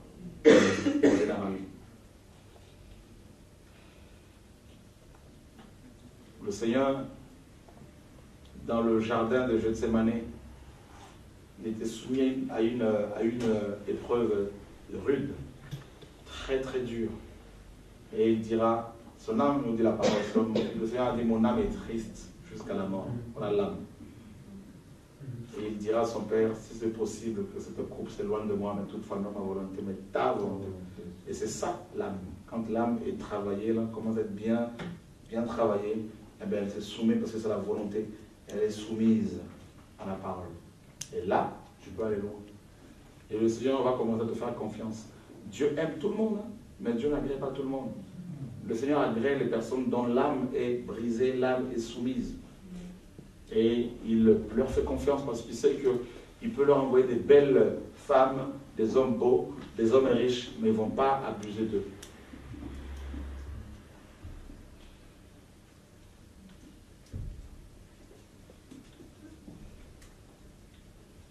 Quand l'âme est en train de travailler, elle a souvent tendance aussi à se justifier. Quand il y a un problème, tout de suite, la personne va vouloir se justifier, tout ça.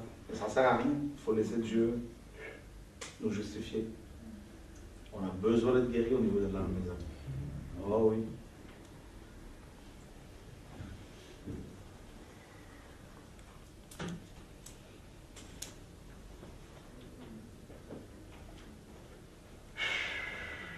On va finir avec un passage dans Hébreux chapitre 4. Verset 12.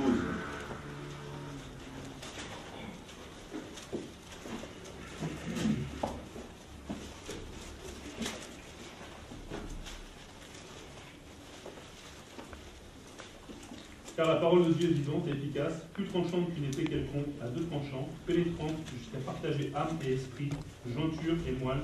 Elle juge les sentiments et les pensées du cœur. Vous voyez, c'est terrible, hein?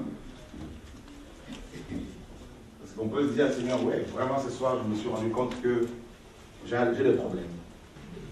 Là, je me rends compte que je suis coléreux, je suis irascible, j'ai un caractère irascible, je suis impulsif, et voilà, donc j'ai des problèmes avec la convoitise, et alors, Seigneur, ben, j'ai des problèmes avec l'orgueil, avec le raisonnement, et alors, que faire? Qu'est-ce que je dois faire? Comment, Seigneur, veux-tu que je te sers? Comment faire pour m'en sortir, souvent? Plutôt, je dirais, comment faire, Seigneur, pour m'en sortir? Et bien, la solution nous est donnée ici. La parole de Dieu est vivante, mais également efficace. Elle est plus tranchante qu'une épée quelconque à deux tranchants. D'accord? Donc, elle pénètre jusqu'à partager l'âme et l'esprit. Vous voyez? L'âme et l'esprit, c'est-à-dire, quand on parle de l'âme ici, les sentiments, la volonté de l'homme. Dieu te dit, sépare-toi d'avec ce copain. Toi, ton âme te dit, je l'aime trop pour pouvoir m'en séparer. Mon âme est trop attachée à lui, donc je ne veux et je ne peux pas m'en séparer. Eh bien, tu ne vas jamais servir le Seigneur comme ça. Quand le Seigneur a demandé à Abraham de se séparer avec Lot, son neveu, Abraham a obéi. Il n'a pas regardé à son cousin, à ce lien familial, n'est-ce pas, qu'il y avait entre lui et Lot. Il a obéi. La parole est sortie et elle a séparé, elle a brisé ce lien charnel. Il y a des gens que nous devons abandonner, des copains que nous devons laisser, des comportements que nous devons abandonner, des attitudes que nous devons abandonner, des fréquentations que nous devons, n'est-ce pas, abandonner, tout ça là. Mais on ne veut pas le faire parce qu'il y en a qui ne veulent pas le faire parce qu'ils sont tellement attachés, les sentiments après. Et on rentre dans une relation charnelle. Vous voyez? Qui ne t'avance à rien, qui ne produit pas la vie, qui ne t'encourage en rien, mais les sentiments. Moi, je connais beaucoup de chrétiens qui aiment le Seigneur, mais ils ont du mal à obéir à sa parole. Leur cœur, c'est-à-dire leur esprit aime le Seigneur, mais au niveau de l'âme, ils ont du mal à suivre. Leur esprit humain cherche à suivre Dieu, mais l'âme est comme un boulet. Hein, l'âme, les sentiments, la volonté, tout ça comme un boulet qui retient l'esprit humain. Vous voyez? Quand le Seigneur m'a dit, sépare-toi avec telle personne, je n'ai pas réfléchi. Oui, ça fait des années que nous sommes ensemble. Il y en a, c'est 12 ans, 10 ans, on a vécu des belles choses. Le Seigneur a dit, maintenant c'est fini, c'est le temps de la séparation. Sépare-toi. Ah, j'obéis. Ah oui. Ah oui. Sépare-toi de telle chose. Ok. Telle chose. Ok, Seigneur. Mais on est là, mais tu sais, c'est ma maman spirituelle, ça fait des années que machin, tout ça. Bah oui, ça fait des années. Eh bien, à la fin, le Seigneur dira, tu as plus obéi à ton âme qu'à moi. Eh bien, voilà. Il y aura beaucoup de surprises. Hein. Le Seigneur dit dans 1 Samuel 15, 23, 24, la désobéissance est aussi coupable que la divination. C'est fort, hein? Ah oui. Mes amis, attention, l'âme ne veut pas obéir au Seigneur. Il faut être obéissant.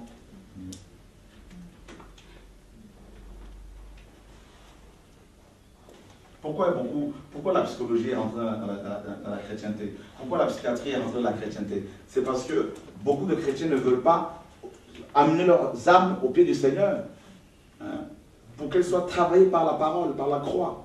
Alors on va commencer à vouloir consoler leur âme avec des paroles, mais ce n'est pas nous. L'âme a besoin d'être guérie par la parole. Maintenant on a remplacé la parole de Dieu par la parole de l'homme, le psychologue, le psychiatre. Ben voilà. Donc du coup, les chrétiens, 10 ans après leur conversion, ils ont toujours besoin d'aller parler à un pasteur. Il y a un problème. Il y a un problème.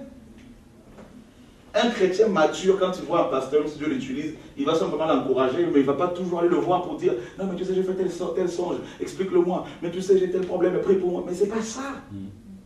Si tu es toujours là en train de courir après un pasteur, je ne parle pas quand on a besoin des conseils par rapport à l'œuvre, tout ça. Là. Mais quand on a des bobos, là, on veut toujours aller voir un pasteur, cette tendance là, toujours catholique, là, tout ça, là, aller voir un prêtre, tout ça. Là. Mais c'est parce qu'au niveau de l'âme, il y a encore besoin de la guérison.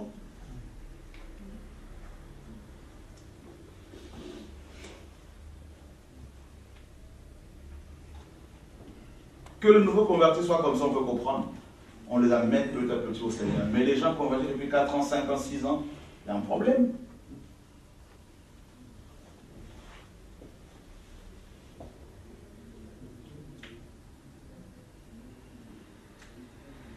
Si on doit s'occuper comme ça des âmes des chrétiens convertis depuis 10 ans, mais quand est-ce qu'on va s'occuper des païens? Quand est-ce qu'on va s'occuper des nouveaux convertis? Quand est-ce que ces chrétiens-là vont s'occuper des nouveaux convertis? Voilà. On est tourné sur nous-mêmes. C'est comme un serpent qui se mange sa propre queue. Là, voilà. Il mange sa queue. Et c'est comme ça que nous mangeons nous-mêmes parce que on ne regarde pas vers Dieu, vers l'extérieur. On est là en train de se... Ah, il faut que j'aille voir le pasteur aujourd'hui parce qu'il faut que j'aille voir mon mentor, il faut que j'aille voir mon père spirituel, tout ça pour je ne dis pas qu'on a besoin des conseils, comprenez mon langage. Mais voilà, c'est pas possible. Et parfois les gens viennent nous voir là pour des bobos, mais pour des choses insignifiantes parfois. Je me dis, mais attends, mais pourquoi il a tout fait pour me voir là, pour ça? Honnêtement, là, je me dis, mais attends, mais mon ami, là, mais il y a un problème, là. L'âme.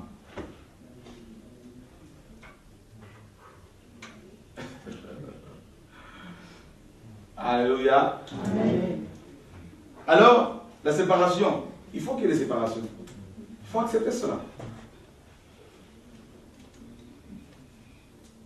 Sors de ta patrie, sors de ta famille. C'est dur, hein, cette parole qu'Abraham a reçue. On est attaché au fondement à nos pays et à nos patries. On est attaché aux hommes.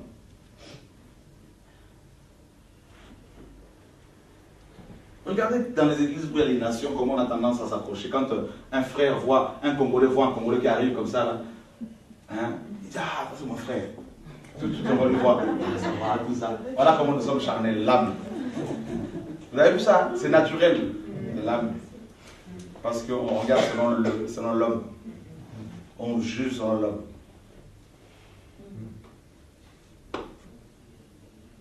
C'est bon? Séparation. Si ton âme, si ton esprit humain est attaché à l'âme, il y a l'attachement là, du coup l'âme, la volonté va diriger ton esprit humain, qui ne pourra plus se soumettre à l'esprit de Dieu, ni à la parole de Dieu, qui ne pourra plus recevoir de Dieu correctement les choses. Ou il peut recevoir correctement, mais en fait, l'esprit donne des renseignements, des informations, des ordres à l'esprit humain, et l'esprit humain donne ces informations à l'âme, et l'âme suit, entraîne le corps physique. L'âme, la volonté est soumise à l'esprit humain est soumis à Dieu. Voilà.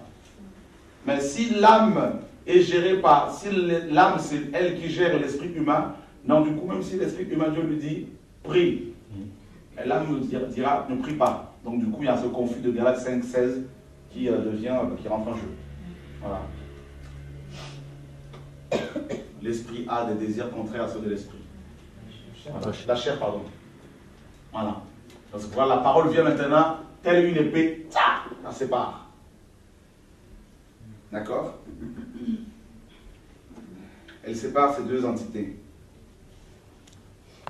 Elle sépare également jointure et moelle.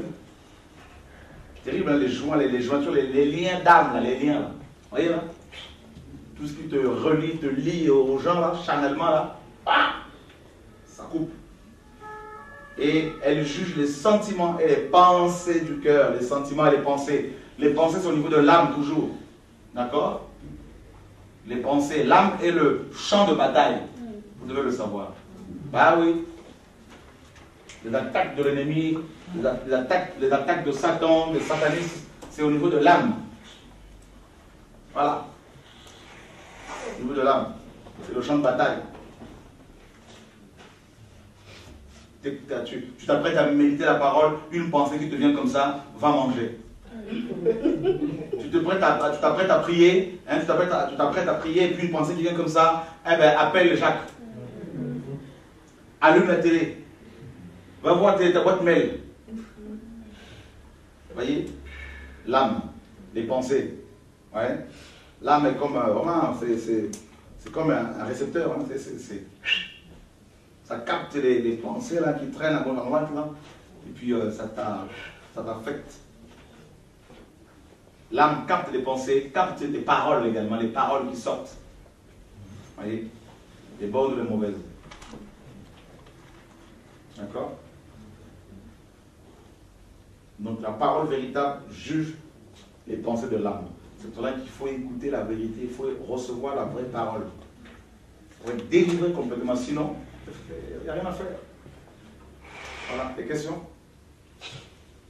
Oui? En fait, ma question, si j'avais été patiente, le Seigneur m'aurait répondu, parce que ça concernait ce dont on a parlé. C'était par rapport à la communion des esprits dont on a parlé hier. Et donc je me demandais, le Seigneur à un moment donné peut nous demander de nous séparer de quelqu'un. Parce que sa conduite et toute cette relation n'est plus, ça porte pas le fruit de l'esprit. Et le Seigneur nous commande de nous séparer. Maintenant la communion par l'esprit, ça se passe comment? Est-ce qu'il y a encore une communion avec cette personne? Non, elle est dans le péché avec la communion. Le péché brise la communion. Même si on a le témoignage intérieur que cette personne est vraiment un enfant de Dieu, mais qui malheureusement, à cause des problèmes peut-être de l'âme et tout ça, n'avance pas avec le Seigneur et veut nous entraîner. Oui. Là, le Seigneur nous sépare. Tout à fait, il y a plus de communion. D'accord. Il y a plus de communion. C'est clair. C'est ça.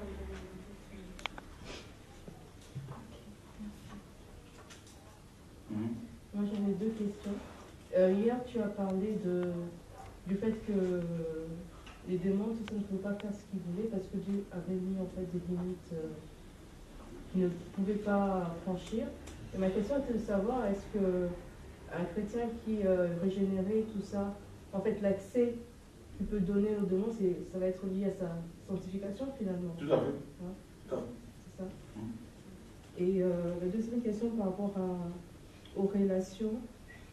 Comment faire la différence entre la relation de camaraderie, d'amitié entre frères et sœurs?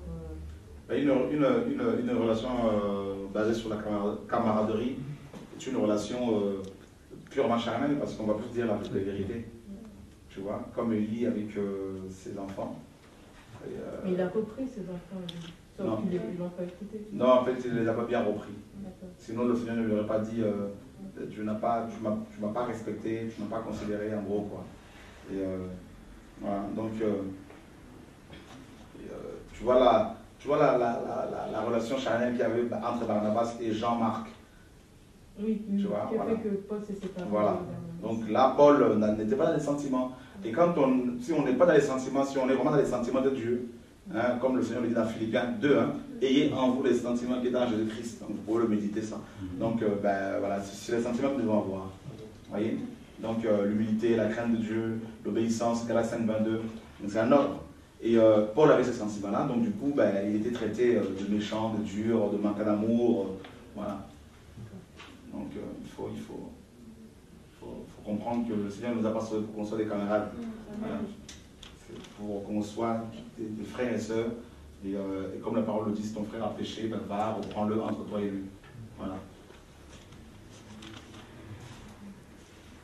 Est-ce que l'héritage familial et aussi tribalique revient à chaque génération? Bien sûr. De toute façon, plus les années passent, plus l'héritage voilà, plus on s'enracine dedans, quoi, plus, bien sûr, parce qu'on n'est pas dans le Seigneur. Maintenant, ce qu'il faut savoir, dans 1 Pierre chapitre 5, verset 8, Pierre dit, veillez et priez, car votre adversaire rôde comme un lion rugissant, cherchant qui le dévorera. Donc, bien que tu aies converti et délivré, bien que tu aies délivré les liens familiaux ancestraux à la conversion authentique, Satan tournera toujours autour de nous. Les démons qui sont chassés de nous, qui nous ont quittés à la conversion, tourneront toujours autour de nous jusqu'à notre mort.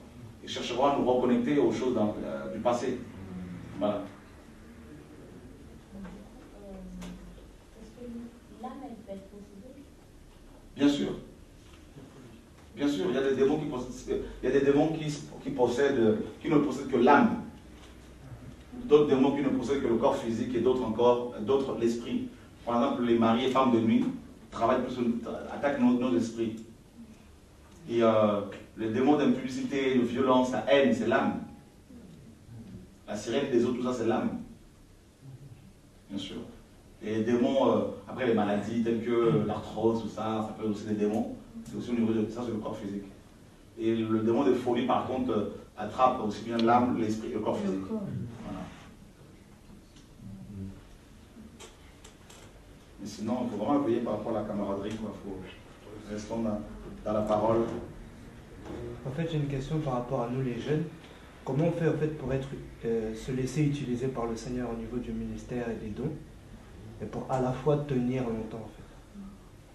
Les jeunes, Paul dit aux jeunes, soyez soumis aux anciens. Il y a la soumission mutuelle, c'est sûr, mais très souvent les jeunes, vous savez, nous sommes dans une société où les anciens ne sont plus respectés. On les prend, on les enferme dans les maisons de retraite, et leurs propres enfants, on les voit une fois par an. Et alors, ce sont des bibliothèques ambulantes. Merci David.